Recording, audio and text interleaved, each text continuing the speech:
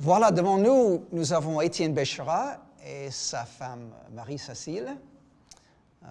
Moi, j'ai rencontré la famille Béchera il n'y a pas très longtemps. Hein. Le domaine Béchera, c'est un des plus récents pour entrer dans l'équipe Rosenthal. Nous sommes ensemble maintenant quoi 5 ans 6 ans. 5-6 ans, c'est beaucoup plus trop court, mais on pense on va continuer très très longtemps. C'est bien. Pourquoi? Parce que la qualité est exceptionnelle. Nous avons devant nous un grand vigneron, quelqu'un de très très compétent et capable. Mais pour moi, pour bien comprendre l'évolution du domaine Béchera, la famille était installée dans le secteur de... Vous êtes sur le petit village d'Arras-sur-Rhône. Oui. Vous êtes là depuis quand? La famille, aussi longtemps qu'on peut remonter, la famille Béchera est dans le village. Et c'était des agriculteurs depuis très très longtemps. C'est-à-dire quelques centaines d'années? Au moins. Plus ou moins. Au moins plusieurs centaines d'années, oui. Oui. Ah, oui. C'est impossible pour les Américains de dire ça. Vous savez, parce que on retrouve 99% des Américains sont arrivés très très récemment. Donc, pour dire de 200, de 300, de 400 ans, c'est remarquable, cette histoire humaine.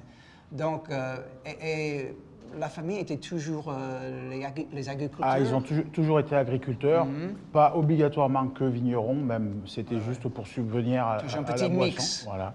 Mais les vignes, les fruits, fruitiers. les bêtes pour la nourriture. Les bêtes. Voilà. Donc toujours installés dans la partie agricole. Ouest, sur le Rhône, la rivière Rhône, la grande rivière. Sur le Rhône, oui. Sur le Rhône. Oui. Toujours sur les terrasses, sur les terrasses, en pente. Et puis jusque sur la plaine, sur la plaine pour faire les bêtes. Les fruits, les bêtes et les pâturages. Et puis les vignes toujours en pente. Non, il y a très longtemps où il y avait des vignes en pente, puisqu'il y a encore les chalets qui sont là depuis des générations, qui ont été un petit peu abandonnés, parce qu'après, dans les années début 1900, avec le phylloxéra, on avait déjà beaucoup de syrah à l'époque, mais c'était des syrahs petits grains qui ne donnaient pas beaucoup. La petite sérine. La petite sérine, et qui a périclité et pour avoir presque plus rien. Il y a eu les années de guerre, où il a fallu faire à manger. Quelle guerre? Les deux, 14-18. Les deux. Il faut bien rappeler qu'il y avait deux grands moments très très difficiles en Europe. Très difficile, et il s'est replanté beaucoup de ce qu'on appelait les cépages hybrides, qui étaient les cépages avec les pieds américains. Il n'y avait que ça qui résistait à la maladie. Je n'aime pas de couper un peu notre petit dialogue, mais Marie-Cécile, vous êtes aussi de la région? Oui, je suis ardéchoise aussi depuis très longtemps. Votre famille aussi? Oui, dans les années 1500. Vous êtes toujours dans le même village ou pas? Non, j'ai changé. vous étiez obligé de suivre. Déménager. Hein? Exactement. OK. Oui. Et voilà, donc, mais le commerce était fait sur les fruits en général. Soit les raisins, soit la famille a vinifié les vins ou pas? Ah oui, vinifier des vins, donc on disait que c'était ces cépages hybrides qui étaient vendus et un petit peu dans la famille a mis en bouteille le vin? Ah non, c'était vendu en vrac, en barrique. En vrac, voilà. Mais au négoce ou... Un peu au négoce, dans les cafés autour. Dans les cafés, dans les demi-gens ou quelque chose comme ça? Ou... Les demi... C'est-à-dire dans les petites vaisselles? Oui, les petits cafés, ouais. Et puis une partie au négoce où ils transportaient directement les grosses barriques de 400-500 litres en tombereau à cheval pour les emmener sur la voie ferrée qui partait après. Et c'était vous qui a effectivement commencé la mise en bouteille pour commercialiser vos vins? Oui, parce qu'on était des grandes familles, donc comme pour monsieur Davant, on avait les vignes les terrains se sont séparés, se sont partagés. Oui, toujours partagés parmi les enfants et plusieurs enfants, voilà. Et toujours les générations commencent à faire les bébés et voilà. C'est presque disparu. C'était les toutes petites parcelles dans les mains de douzaines de personnes. C'est exactement ça. Et tout le monde ne pouvait plus vivre sur chaque exploitation. Ouais. Les gens sont partis, d'autres ont fait d'autres métiers. Et puis petit à petit, j'ai réussi à racheter à mes oncles, mes tantes. Parce que vous avez commencé moi, dans le métier comme... Alors, j'avais pas de terrain au départ. J'ai commencé comme vinificateur pour d'autres gens. Donc voilà. vous avez vinifié les vins pour les autres domaines? Pour les autres domaines, pour une coopérative. Pour une coopérative. Pour une coopérative. Dans quel village? À Sarrat. À Sarrat, ok.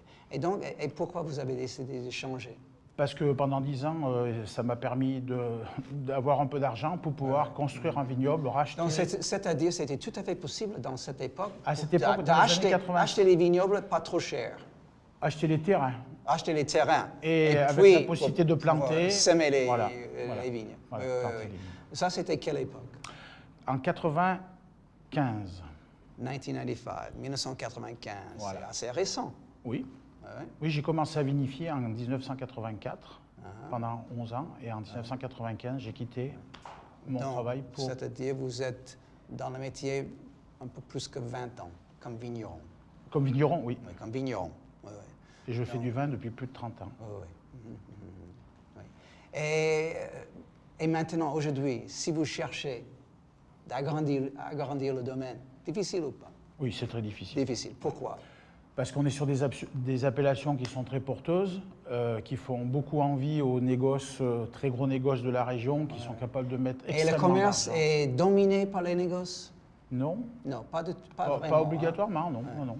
Il y avait une époque quand les négoces étaient nettement plus dominantes comme pour le commerce. Oui. Oui. Mais il y avait une évolution avec les petits domaines assez favorable pendant une certaine période. Parce que moi, j'ai commencé à la fin vers 79, 80, 81 pour commencer ma recherche dans la région. Et à ce moment-là, on peut acheter les vins. Ça coûte presque rien de tout. En plus, c'était le tout début de l'appellation Saint-Joseph qui a été créée dans les années 70. Voilà. Et donc, les vins n'étaient pas du tout chers. Et on peut commencer facilement. Quelqu'un petit comme moi je peux acheter. Moi, je me rappelle très, très bien quand j'ai commencé. C'était un privilège d'acheter 300 bouteilles. Maintenant non plus, ils sont pas chers. Pour faire comparer, vous avez raison, vous n'êtes pas très cher.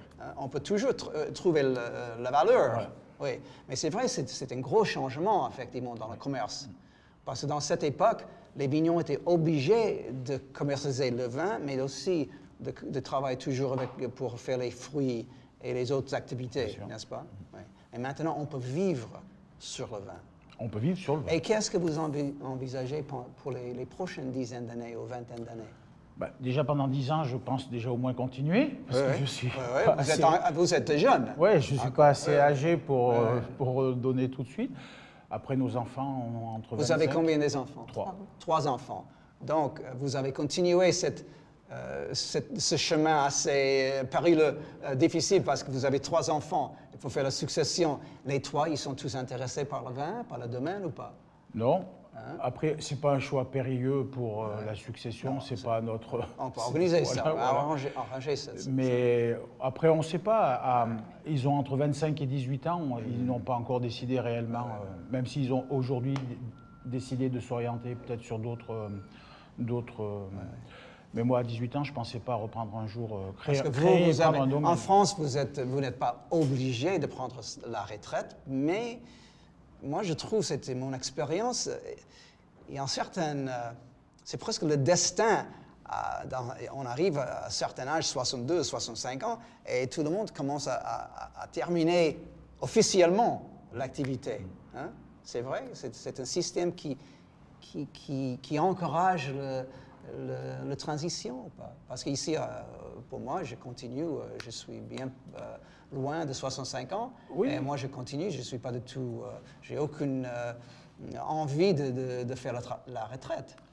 Non, mais il faut aussi savoir lever le pied. Si on a la possibilité de transmettre à des enfants, de leur donner un coup de main, un petit coup de main pour continuer, pour reprendre, et puis ou former peut-être quelqu'un d'autre d'une autre, si ce n'est pas les enfants, ça peut être quelqu'un d'autre, quoi.